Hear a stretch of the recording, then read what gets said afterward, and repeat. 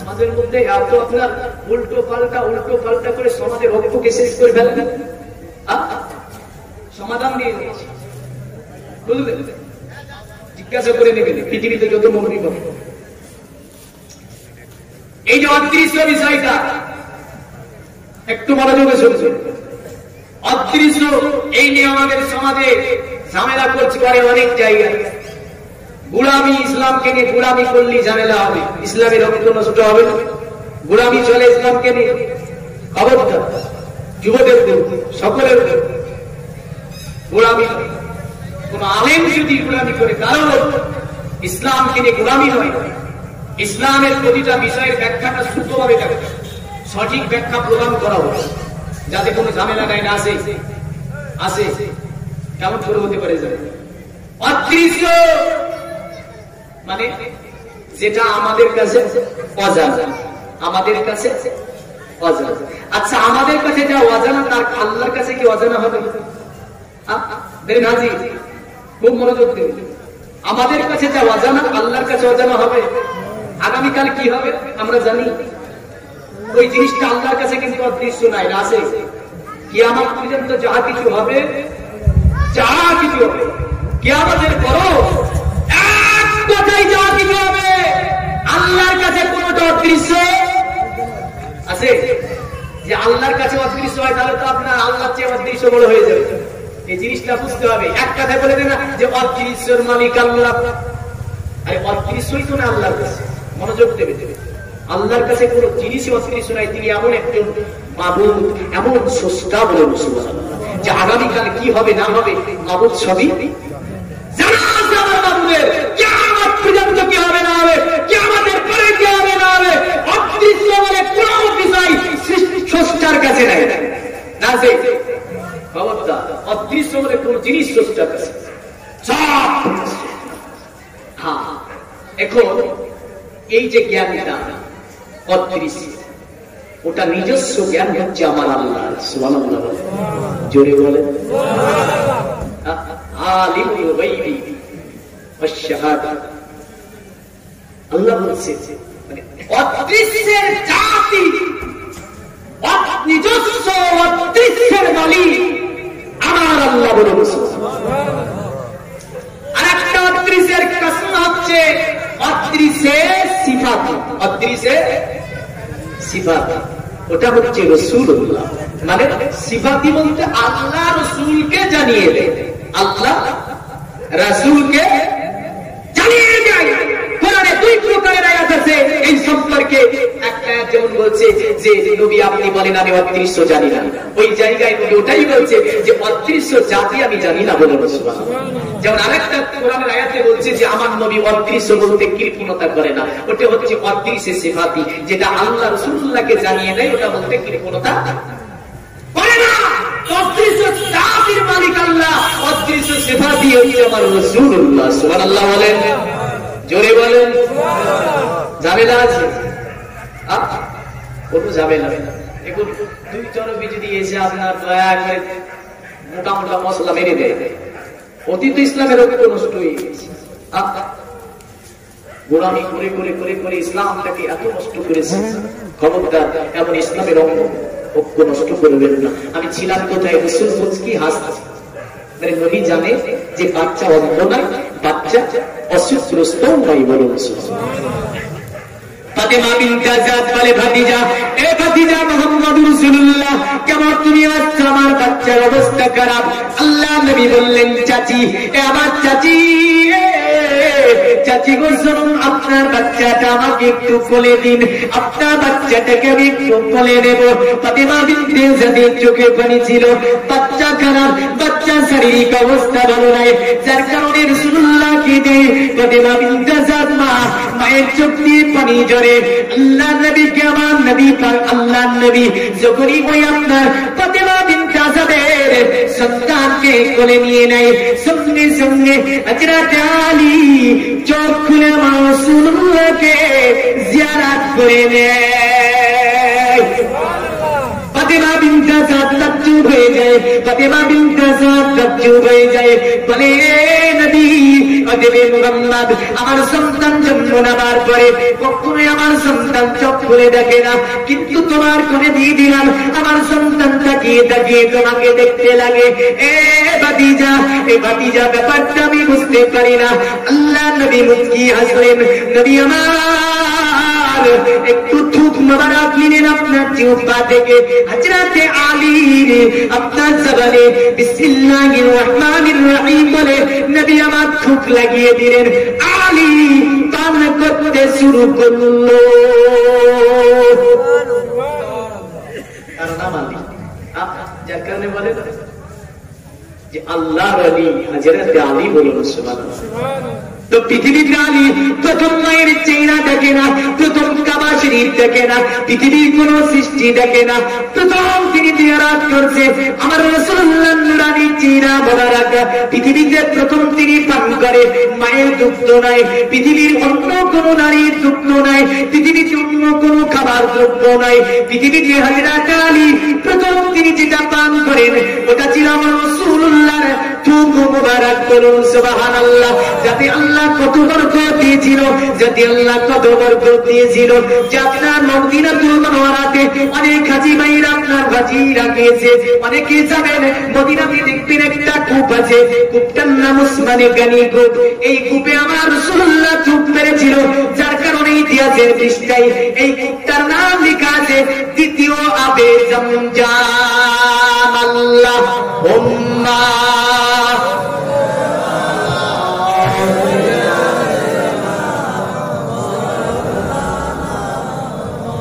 وعلى آل سيدنا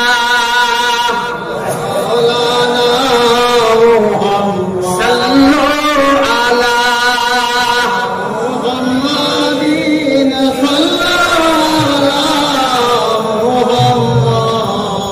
हर दम जुबान से निकालो पाक नामे, हरे दम जुबान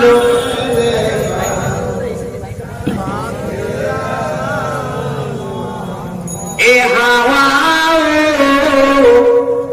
इधर आओ के जरा जी पहले उनकी पैगाम सुनाओ के जरा जी पहले। জোরে বলুন সুবহানাল্লাহ। উর্দু বোঝা যায় না? হ্যাঁ, বাইরের মানুষে বাঙালিরাও প্রচুর উর্দু বুঝে, বুঝলেন? যাদের উর্দু নয় আমরা একটু উর্দু করে নিই। এ হাওয়া ইধর आओ के जरा जी पहले उनकी पैगाम सुनाओ के जरा जी पहले, उनकी पैगाम सुनाओ के जरा जी पहले। ए हवाओ बुए जुल्फों के साये बत हिला कर, ए हवाओ बुए जुल्फों के साये बत हिला कर, उनकी पैगाम सुनाओ के जरा जी पहले। ए हवाओ इधर आओ के जरा जी पहले। सुबहानाल्लाह।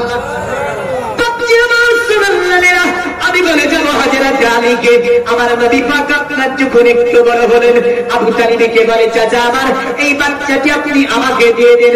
এ চাচা এই বাচ্চাটাকে আমি লালন পালন করবো। আল্লাহর নবী মা খাদিজাতুল কুবরা রাদিয়াল্লাহু তাআলা আনহা তখন আমার রাসূলের জীবনে কেমন একটি মাত্র স্ত্রী, বলুন সুবহানাল্লাহ। পৃথিবীর মুমিন মুসলমান অনেক বেঈমান বেদিনী মুশরিক যদিও নবীর উপরে তহমত লাগিয়ে গিয়ে বলে নবী 13টা কেন বিবাহ করলো। আপনি একটা ইতিহাস ওপেন করে দেখান নবী পাকের জীবনটা আপনার যখন নবীর বয়স আমার 25, আল্লাহর নবী পৃথিবীর জমিনে পৃথিবীতে যত চেহারা রয়েছে আমার আল্লাহ পাক সর্ব উত্তম চেহারা দিয়েছে নবীকে, বলুন সুবহানাল্লাহ। পৃথিবীতে যত আমার আল্লাহ নবী পাঠিয়েছেন সকলের চেয়ে নবুয়তের ক্ষমতা দিয়েছে আমার নবীকে। পৃথিবীতে আল্লাহ পাক যত আপনার চেহারা তৈরি করেছেন, সমস্ত চেহারার 100 ভাগ করে একটা ভাগের এক ভাগ দুনিয়াতে দিয়েছে, আর 69 ভাগ আমার রাসূলকে দিয়েছে। বলুন সুবহানাল্লাহ। এই নবীর জীবনটা প্রথম আপনার 25 বছর জীবনে আপনার 40 বছরের নারী উম্মুল মুমিনিন মা খাদিজাকে বিবাহ করেছে। বলুন সুবহানাল্লাহ। যাতে করে পৃথিবীর কোন মানব এই কথাটা বলতে না পারে যে নবী নারী ভোগী ছিল, এমন কথা যাতে বলতে না পারে। যার কারণে আমার রাসূল পৃথিবীতে আল্লাহ পাক হুকুম করলেন, নবী গো শুনুন, আপনাকে এত চেহারা অধিকারী করেছি যে পৃথিবীর সমস্ত নারীরা আপনাকে দেখে পাগল করা হবে, কিন্তু নবী গো এমন কথা কোন জাতি যাতে না বলতে পারে। যার কারণে আমার নবী পাক 40 বছরের মহিলা মা খাদিজাকে বিবাহ করলেন, জীবন সংসার করে। উম্মুল মুমিনিন মা খাদিজা আমার রাসূলের জীবন সংসারে থাকা পর্যন্ত নবী আমার কোন স্ত্রী গ্রহণ করেনি। জোরে বলুন। এগুলো জানার দরকার আছে না নাই? মানে কে বলে যে 13টা বিবাহ কেন করল? নবীর প্রথম জীবনটা পড়ে দেখা যায়। খবরদার, নবী পাক আমার যা কিছু বিবাহ করেছেন আল্লাহর রাজিতে। বলুন সুবহানাল্লাহ। আল্লাহর খুশিতে মশলা দেবী আল্লাহর দিন। আল্লাহ বলছে একবার আইতে, একবার আই, নবীর উপর মশলা দেওয়ার কত বড় বাহাদুরি হয়েছিস তুই, একবার আই, তারপরে তোর মশলা বের করিয়ে দেবো। কারণ আমার আল্লাহ বলছে ওমা ইয়ানতিকু আনিল হাওয়া, আমার নবী ইচ্ছাকৃত কোনো কথা বলে না যতক্ষণ নবীকে আমি না বলিয়ে নি। আল্লাহ বলছে মেরা হাবিব আপনি যে কুছ कहता ही नहीं, सब मैं कहता हूँ कभी ये कहता है আমার নবী। অতএব নবীর উপরে তহমত জারি করবেন না, কারণ আমার নবী যত বিবাহ করেছে আল্লাহর হুকুমে। সুবহানাল্লাহ বলেন। কার হুকুমে? আল্লাহর হুকুমে। এবং খাদিজা কয় বছর ছিল নবীর জীবন সংসারে?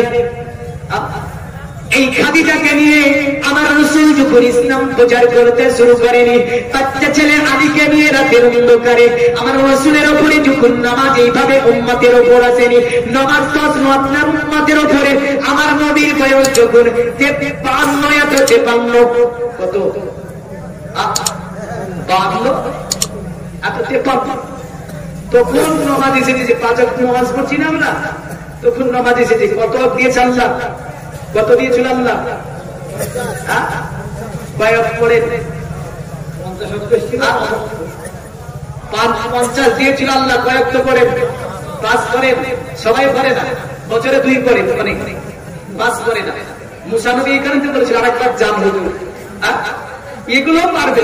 50 থেকে 5 হয়ে গেছে যখন, মুসা নবী বলছে ইয়া রাসূলুল্লাহ আরেকবার জাম, এই 5ও পারবেন আপনার। নবী বললেন আমি লজ্জা বোধ করছি এই যে বারবার। আচ্ছা বলে তাহলে 5 আনলো নবী 50 কিলোকে, বুঝবে মনোযোগ বেনাজি রাখতে হয়। 5 আনছে নবী আর 50 দিচ্ছে আল্লাহ। কেউ যদি বলেন নবী নয়, আল্লাহকে ডাইরেক্ট মানবো, তাহলে 50 অর্থ বলবো, আর নবীকে মেনে যদি বলো আল্লাহর ইবাদত করবো, বলছে 5 ওয়াক্ত পড়ো, 5 ওয়াক্তি 50 ওয়াক্তের নেকি দেওয়া হবে। ধরে বলেন 5 ওয়াক্তে কয় ওয়াক্ত দেওয়া হবে? 50 ওয়াক্তে। তা আমি যে ঘটনাটা বলছিলাম যে আলী উম্মুল মুমিনিন মা খাদিজাতুল কুবরা রাদিয়াল্লাহু তাআলা আনহা কিন্তু নামাজ পায়নি, মানে মেরাজের পূর্বেই খাদিজা ইন্তিকাল করেছে। মেরাজের পূর্বেই খাদিজা ইন্তিকাল করেছে, জানাজার নামাজে তখন আসেনি, বুঝলেন? এই যে জানাজা পড়া হয় না, এই নামাজে তখন আসেনি।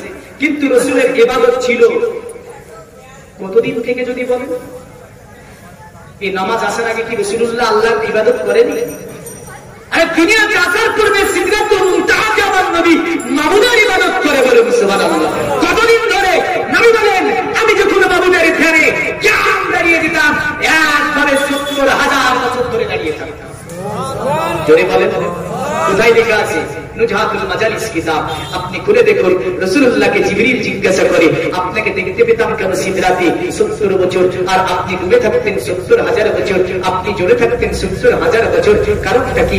নবী বলেছিলেন হে জিবরিল শোনো, আমি যখন রুকু সিজদায় চলে যেতাম তখন 70,000 বছর ধরে তুমি আমার দেখতে পেতে না, কারণ আমি রুকু সিজদার মাধ্যমে আল্লাহর মাবুদের সিজদার মাধ্যমে ধরে 70,000 বছর কাটিয়ে দিই। যখন দাঁড়িয়ে যেতাম দোয়া দেখতে পেতে, যখন শেষায় চলে যেতাম আর দেখতে পেতে না। হ্যাঁ, এবার একটা সিস্টেম আছে। 53 বছর বয়সে বা 52 বছর বয়সে তাফসিরে দুটি অভিমত পাওয়া যায় যে 52 এত 53 যে সিস্টেমে নামাজটা আসলো। প্রথমে কয় রাকাত নামাজের 12,000 কম বেশি মশলা আছে, বুঝলেন? প্রথমে 4 রাকাত করে নামাজ আসেনি, 4 রাকাত করে আমি একটু করে বলে দিচ্ছি। যাই হোক, জামাতটা করবেন 15, আমি আগে তার মানে 9টা পর্যন্ত এর মধ্যে একটা জামাত করে নেব আজান দেওয়ার পরে, কারণ আমাকে কমিটি বলেছে 9টা পর্যন্ত চালাবে। হ্যাঁ, তো যাই হোক, অনেকে আপনার দূরে দূরে আসে, ছেড়ে ছেড়ে আবার অনেকে আপনার হয়তো বেজার হবে, আমি এটাকে ক্লিয়ার করে দিই। দেখেন বাবজি, তো রাসূল সাল্লাল্লাহু আলাইহি ওয়াসাল্লাম তিনি ইবাদত করছে নিজের স্ত্রী খাদিজাকে, আর ওই বাচ্চা ছেলেটাকে বসে নাই দুজনের মধ্যে। বলুন সুবহানাল্লাহ, জোরে বলেন। কাকে? আলী। আচ্ছা, ওই ছেলেটা পূজা করবে? পূজা করবে? ওই ছেলেটা খারাপ হবে? আল্লাহ নবী বলেছেন, আপনার যেমন করেছেন পৃথিবীর মানব, তোমাদের বাচ্চাগুলো যখন 7 বছরে পরিণত হবে তখন তোমাদের বাচ্চাদেরকে নিয়ে তোমরা নামাজের দিকে অগ্রসর হও। যায় না? রাসূলের হাদিস আছে, বাচ্চাগুলো যখন 7 বছর পরিণত হবে তখন তাদের নামাজের জন্য আহ্বান করো। নামাজের জন্য বলো।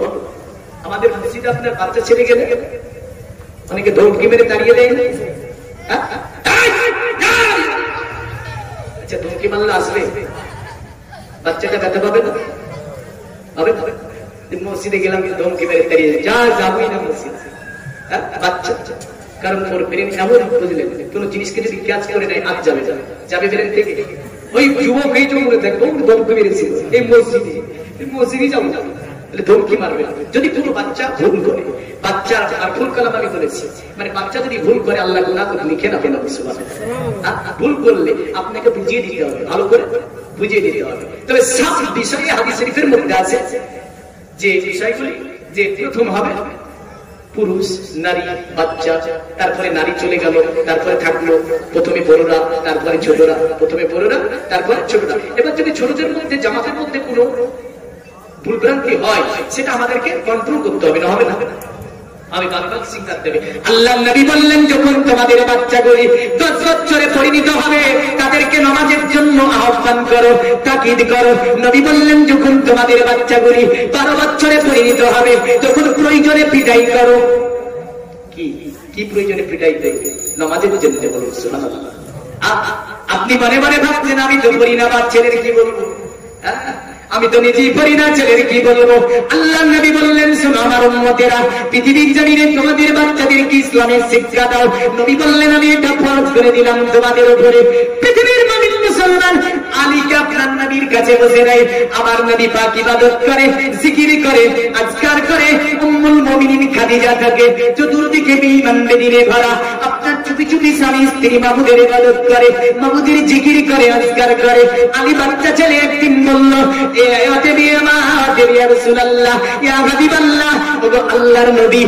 আপনাকে একটা কথা জিজ্ঞাসা করবো। নবী বলল, আমি বলো বাচ্চা ছেলে। জিজ্ঞাসা করে আপনার বলে, এগুলো আপনি কি করেন? নবী বলল, আলী, এই আলী শুনো, আমি আল্লাহর ইবাদত করি, মাবুদের ইবাদত করি। বাচ্চা ছেলে বলে, মাবুদকে? মাবুদ তো মক্কাতে অনেকগুলি দেখা যায়, কারো নাম লাত, কারো নাম উজ্জা, কারো নাম বাল, কারো নাম বাক্কা, কারো নাম সাইবা ইত্যাদি নামে আখ্যায়িত করেছে মাবুদ গুলোকে। অতএব আমার অতএব ইয়া রাসূলুল্লাহ, ইয়া হাবিবাল্লাহ, নবী এটা কি করেন? আলীকে বলল, শোনো, এটা মাবুদের ইবাদত। মাবুদ যিনি হন তার কোনো শরীক হয় না। মাবুদ এই সমস্ত কিছু সৃষ্টি করেছেন। বাচ্চা থেকে হযরত আলীকে মাবুদ, আপনার মাবুদ সম্পর্কে যে আকীদাগুলি আমার নবী পাক শিখিয়ে দেয়, বলুন সুবহানাল্লাহ।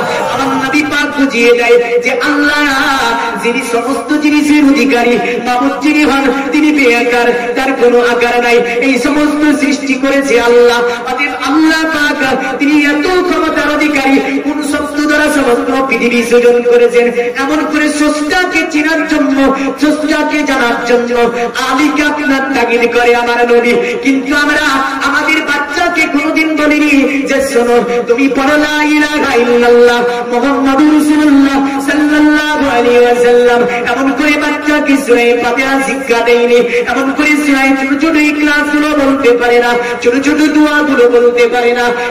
পৃথিবীর মুমিন মুসলমান, কিয়ামতের দিন বড় কঠিন আছে। আপনি ভাবছেন একা একা নামাজ পড়ে পাস হবো, ওই ছেলে আপনার কদম ধরে আল্লাহকে বলবে মাবুদ ইনি আমার পিতা কোথায় যাবে। বাচ্চাতে কোনোদিন আমাকে শিক্ষা দেয়নি, বড় হয়েছি কোনোদিন শিক্ষা দেয়নি, যুবক হয়ে গিয়েছি আমি, বাবার কর্তব্য যেটা আমার উপরে ছিল সেটাও পালন করেনি। আল্লাহ আল্লাহ বলবে বান্দারে কি বলে তোমার বাচ্চা, ঠিক বলছে না ভুল বলছে? ওখানে কোনো চালাকি চলবে না। ওখানে আপনি ভাবছেন চালাকি করে পাস হয়ে যাব, চালাকির কোনো লাইন নাই। আল্লাহ বলবে বান্দা পৃথিবীতে নবীর উপদেশ মানিসনি, নবীকে আমি পাঠিয়েছিলাম সংসার জীবন করে, নবী আমার লালন পালন বাচ্চাকে করে, স্বামী স্ত্রী মহব্বত দেখিয়ে, স্বামী স্ত্রী জীবন সংসার করে, ব্যবসা বাণিজ্য করে, রাজনীতি করে, অর্থনীতি করে, সংস্কৃতি করে, সমস্ত কিছু আমার নবী তোদেরকে শিক্ষা দিয়েছে। বান্দা নবীর উপদেশ মানিসনি, জান্নাত হবে না, যা জাহান্নামের দিকে চলে যা। যাবে যাবে না। তো হযরত আলী শরীফ খোদার 8 বছর তাফসীর বিদ্বান বলছে 8 এত 6 8 দুটি ওয়াদ আছে কি দেখি, যেটা আছে তটাই বলে দিচ্ছি, যেটা আমি পড়েছি 8 এত 6। রাসূলুল্লাহ বলছে আলী বলো তো লা ইলাহা ইল্লাল্লাহ মুহাম্মাদুর রাসূলুল্লাহ সাল্লাল্লাহু আলাইহি ওয়াসাল্লাম। হযরত আলী বলছে এটা কি, এটা কি? আল্লাহ নবী বললেন আল্লাহ বিন কোনো মাবুদ নাই, আর আমি মুহাম্মদ হচ্ছি আল্লাহর রাসূল সাল্লাল্লাহু আলাইহি ওয়াসাল্লাম। নবীর নাম শুনলে পড়ে নেবেন, যদি বক্তা না পড়ে আপনারা পড়বেন, কারণ বক্তাতে একটা রানী কিসে থাকে, ওয়াজের মধ্যে থাকে, কিন্তু আপনারা তো শুনছেন, মুক্ত বন্ধ আছে, কান কাজ করছে। সাল্লাল্লাহু আলাইহি সাল্লাম নবীর নাম অবশ্যই পড়ে নেবেন। দেখেন আলী বলছে ইয়া রাসূলুল্লাহ একটু মাকে জিজ্ঞাসা করি, একটু আব্বুকে জিজ্ঞাসা করি। সুবহানাল্লাহ বলে। এখন এখান থেকে যদি আপনি দিক দেখেন, মা বাবাকে জিজ্ঞাসা করা একটা কর্তব্য বলুন সুবহানাল্লাহ। মা বাবার খিদমত এটা না, খিদমত না, খিদমত না। ওয়াইস কারণে রাসূলের বড় আশিক ছিল ফকির, যে যে ফকির মনে করেন না আল্লাহর ফকির বলুন সুবহানাল্লাহ। হ্যাঁ কোন ফকির? আল্লাহর ফকির। এই ওয়াইস কারণে ফকিরের জন্য রাসূলুল্লাহ বলেছেন এই দোয়াতে আল্লাহ পাক আমার উম্মতকে এতটা বকশিয়ে দেবে, এতটা maaf করে দেবে। আল্লাহ নবী সাল্লাল্লাহু আলাইহি ওয়াসাল্লাম একটা গোত্রের নাম বললেন আরবে, যে গোত্রে ছাগল বেশি বসতো, বুঝলেন, প্রচুর ছাগল ছিল। তো রাসূলুল্লাহ বলছে ওই গোত্রের যতটা বকরি আছে, ছাগল আছে, ওই যতটা ছাগলের যতটা পশু আছে, তার চেয়ে বেশি আমার আল্লাহ ওই ফকিরের দোয়াতে আমার উম্মতকে maaf করবে বলে সুবহানাল্লাহ। এত দোয়া করতো, এত দোয়া করতো রাসূলের উম্মতের জন্য। তো ওয়াইস কারণে কি করতে জানো? মা যদি বলতো ওয়াইস আমার জন্য অমুক জিনিসটা এনে দাও অমুক জায়গা থেকে, আজ রাতে ওয়াইস কারণে গিয়ে ওই জায়গাতে যদি মায়ের জন্য ওই জিনিসটা না পেত, আমারও ঘুরে এসে মাকে বলতো মা আমার মা আপনি যেখানে পাঠিয়েছিলেন ওখানে তো নাই। মা বলতো যাও অন্য জায়গা থেকে নিয়ে আসো, বলুন সুবহানাল্লাহ। সূরা বাকারার আপনি তাফসীর করুন, যাতে একটা ইয়াতীম ছেলের ঘটনা আছে। একটা গরু নিয়ে বিক্রি করতে গিয়েছে মিশরি বাজার, বনি ইসরাইল সম্প্রদায় কিনবে আপনার। তার পূর্বে জিবরিল এসে আপনার পরীক্ষা নিচ্ছে বাচ্চাটার, বলে তোমার গরুর দাম কত নেবে? বলে আমার গরুর দাম নেব 100 দিরহাম। বলে না 200 দিরহাম দেব। বলে মাকে জিজ্ঞাসা করতে হবে। জোরে বলেন না সুবহানাল্লাহ। কয় দিরহাম দেবে? মা বলেছে 100 দিরহাম হলে বিক্রি করে দিয়ে। তো জিবরিল মানব রূপে বলছে 200 দিরহাম দেবে। আচ্ছা আমাদের বাচ্চাকে দিলে রাখবে, চাট করে দিয়ে দিবে, দিয়ে হয়তো বাড়িতে এসে 100 টাকা বাম পকেটে রেখে বলবেন নাও তোমার 100 টাকা বাম পকেটে রেখে বলবেন নাও তোমার 100। কিন্তু ছেলে কেমন ছিল জানেন? এতিম। বলে মাকে জিজ্ঞাসা করতে হবে। দৌড় দিয়ে বাড়ি আসলো, মাকে বলছে মা এই মা আমার মা শোনো গরুটার দাম যে 200 দিরহাম। বলে মা বললো 200 দিরহাম, এই গরুটা বিক্রয় করে দাও। ছেলে দৌড় দিয়ে বাজারে গেল, দাঁড়িয়ে আছে খরিদ্দার, বলছে কত দিরহাম নেবে? বলে 200 দিরহাম নেব। বলে 300 দিরহাম দেব। কি খরিদ্দার বলে না, মাকে জিজ্ঞাসা করতে হবে। বলে ঠিক আছে, যাও জিজ্ঞাসা করো। তোর দিয়ে চলে গেল, মাকে বলছে, মা এই মা ওই গরুর দামটা যে 200 না 300 বলে। মা বললো 300 দিয়ে দাও। ছেলে তোর দিয়ে আপনার চলে গেল, যাবার পরে বলছে ঠিক আছে 300 দিলাম। বলে না, তোমার গরুর দাম 300 নাই, বেড়ে গিয়েছে, বেড়ে গিয়েছে। তো আপনার ছেলে বলে না, বেশি নেব না, মা যেটা বলে দিয়েছে ওটাই নেব। মাকে জিজ্ঞাসা করতে হবে। পৃথিবীর মানের মুসলমান তো তারা মায়ের খিদমত করেছিল, একে বলা হয় শরিয়ত, একেই বলা হয় মারিফাত। সুবহানাল্লাহ। এখন কিছু মারিফাত আছে বলে শরীয়ত মানি না, এটা তাজ্জুব কথা। শরীয়ত না থাকলে মারিফাত থাকে, শরিয়ত না থাকলে মারিফাত থাকে। শরিয়ত না থাকলে মারিফাত কি করে থাকে? শরিয়ত এমন জিনিস একটা দেখেন, প্রতিটা শরিয়তের পিছনে মারিফাত আছে, কিন্তু মারিফাতের পিছনেই যে শরিয়তকে চলতে হবে এটা বিষয় নয়। কিন্তু মারিফাতের হুকুম খুব কঠিন। মারিফাতের শরিয়তের চেয়েও মারিফাতের হুকুম কঠিন।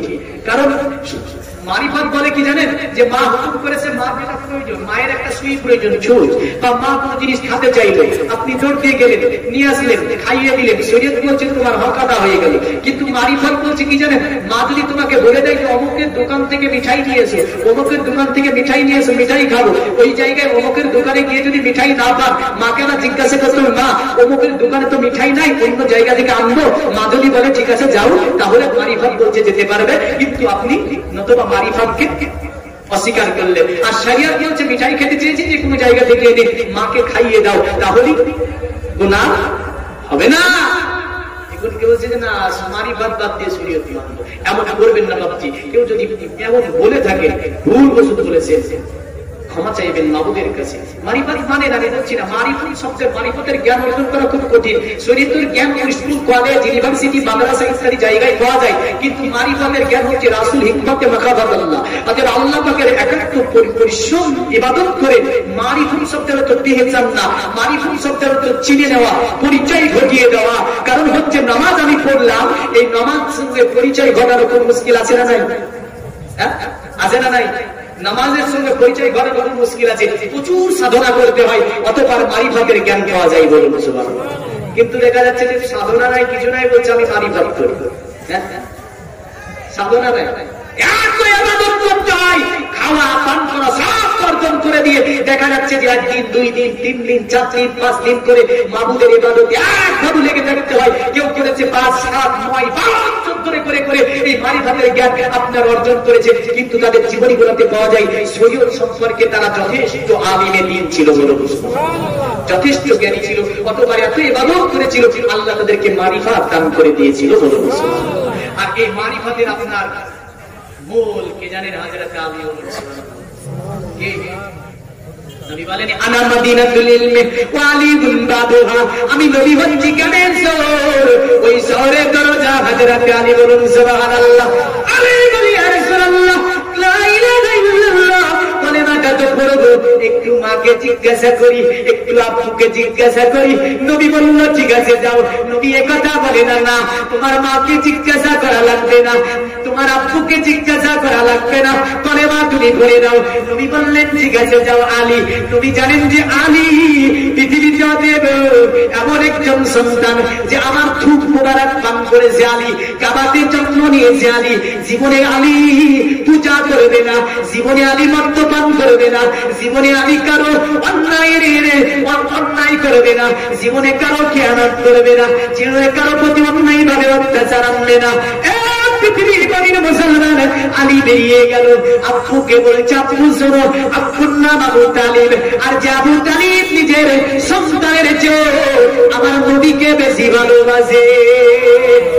জোরে বলেন। ইতিহাস করেন যে আবু তালিব নিজের সন্তানের চেয়ে আমার রাসূলুল্লাহকে বেশি ভালোবেসেছিল, কারণ আব্বুকে কথা দিয়েছিল আব্দুল মুত্তালিবের হাতে হাত দিয়ে, বলে আব্বু আপনাকে আমি বলছি যে আমি বেঁচে থাকতে আমি রাসূলের কোনো ক্ষতি হতে দেব না। বলুন সুবহানাল্লাহ। কোনো ক্ষতি হতে দেব না। গিয়েছে বললেন মা আব্বুকে বলছে আব্বু একটা কথা বল। আব্বু বলল কি বাবা বল? বলে আব্বু আব্বু আমাদের নবী মুহাম্মদ রাসূলুল্লাহ সাল্লাল্লাহু আলাইহি ওয়াসাল্লাম একটা যেন মন্ত্র পড়তে বলে।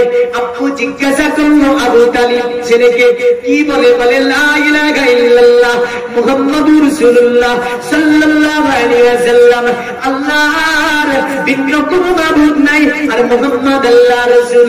আবু তালিব বলে বেটা আমার শোন, এ বেটা আদি আমার নবী মুহাম্মদ যা বলে শব্দ বলে সুবহানাল্লাহ।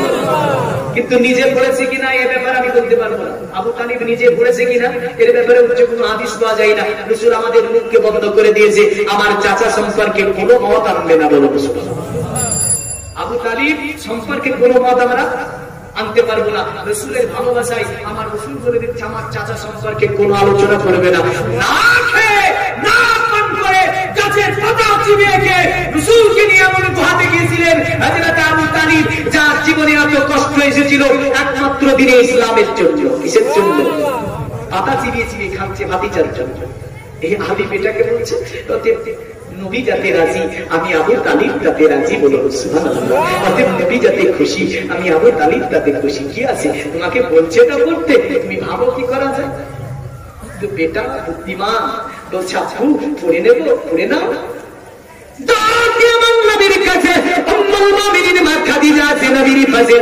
পৃথিবীতে মহিলাদের মধ্যে সর্বপ্রথম কলেমা পড়েছে খাদিজা।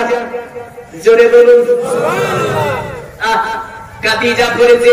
আল্লাহ নবীর কাছে গিয়ে নবীকে বলে ইয়া রাসূলুল্লাহ ইয়া হাবিবাল্লাহ, কোনো ভাববার সুযোগ নাই, কোনো চিন্তা করার দরকার নাই। ওগো নবী একটু পিতার জিজ্ঞাসা করার ছিল, মায়ের জিজ্ঞাসা করার ছিল, জিজ্ঞাসা হয়ে গিয়েছে। নবী বলল কি বলেছে? বলে আব্বা বলেছে। আয়ে নবী আপনি যাতে রাজি আমার আব্বু তাতে রাজি। আপনি যা বলেন ওটা সত্য, কারণ আপনাকে আপনি এত বিশ্বাস করে। আমি বলি ইয়া রাসূলুল্লাহ পড়িয়ে দিন।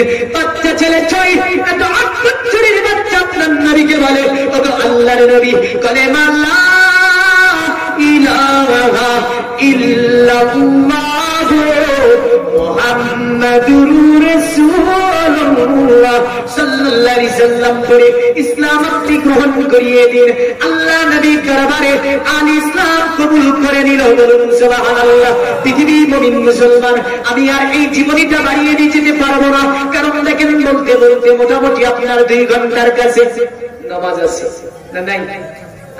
প্রচুর আপনার বড় জীবনী, কারণ আমাকে আবার একটা চিরকুটি দিয়েছিল। ওই চিরকুটির ওয়াজ তো হয়নি এখনো, আর বাড়াচ্ছি না দেখেন ভাবছি। তবে নামাজ সম্পর্কে আজান হবে এখন, তারপরে নামাজ হবে, জিনাদের রচনাই করে নেন। তো আমি বলছিলাম একটা কথা বলে দিই যে নামাজ সর্বপ্রথম আসর এসেছিল 2, মনে রাখবেন। জোহর আসলে 2, মাগরিব 3, ঈশা 2, আপনার ফজর 2, কয় হলো? 3 3 6, 3 3 6, মানে 3 দুগুণা 6 আর 3 কত হয়? 9। আওয়াজ আর 2 আছে, আর 2 নেই 11, যেহেতু 11 দেখতে হবে, দেখতে পাচ্ছি ছুটে যেটা। তাহলে কয় রাকাত আসছে? 11 রাকাত নামাজ। আমার নবী পাক মক্কাতে 11 রাকাত আপনার জোহর 2 পড়েছে, মনে রাখবেন। আসর নবী আপনার মক্কাতে 2 পড়েছে, আপনার মাগরিব নবী আপনার মক্কাতে 3 পড়েছে, ঈশার নামাজ নবী আপনার মক্কাতে 2 পড়েছে, অতঃপর আপনার ফজর নবী 2 পড়েছে। মদিনাতে নবী হিজরত করে যাওয়ার পরে 2 2 করে নামাজ আপনার বৃদ্ধি করা হয়েছে। বলুন সুবহানাল্লাহ। মোট 17। আসমান থেকে ফরজ আসছে আপনার ডাইরেক্ট নিজামে রাজের রাতে ফরজ আসছে 11, আর মদিনাতে আসছে কত? 6। তাহলে আপনার 11 আর 6 হয় 17। এর মধ্যে এই 6 এবং 11 পার্থক্য হাদিস বুঝাচ্ছে সুন্দর ভাবে। কোন নামাজ জাহারি পড়া হয়, কোন নামাজ জোরে করে পড়া হয়, কোন আপনার কেরাতে সূরা মিলাতে হয়, কোন কেরাতে সূরা মিলাতে হয় না। কারণ আছে না নাই? প্রতিটা কারণ আছে, ঘটনা আছে। তো যাই হোক ভাবছি, দেখেন পারাবো না, 5 মিনিট পার হয়ে যাচ্ছে। আল্লাহ পাক আপনাকে আমাকে সকলকে, বাচ্চা যারা আছে পরিবারে আপনাদের সঠিকভাবে লালন পালন করবেন, মোবাইল দেখতে দেবেন না, তাদেরকে ইসলামের অঙ্গীকারে আপনার লালন পালন করবেন। বড় হয়ে পিতামাতাকে ভাত দেবে, বড় হয়ে পিতামাতার প্রতি প্রহার করবে না। আপনার পুত্র দেখা যাচ্ছে বিবাহ হওয়ার পরে যখনই আপনার আসলো না, তখনই দেখে ফিক্সেন হচ্ছেন, এগুলো হবে না। এমনকি আপনার কন্যাদেরও শিক্ষা করে দেবে।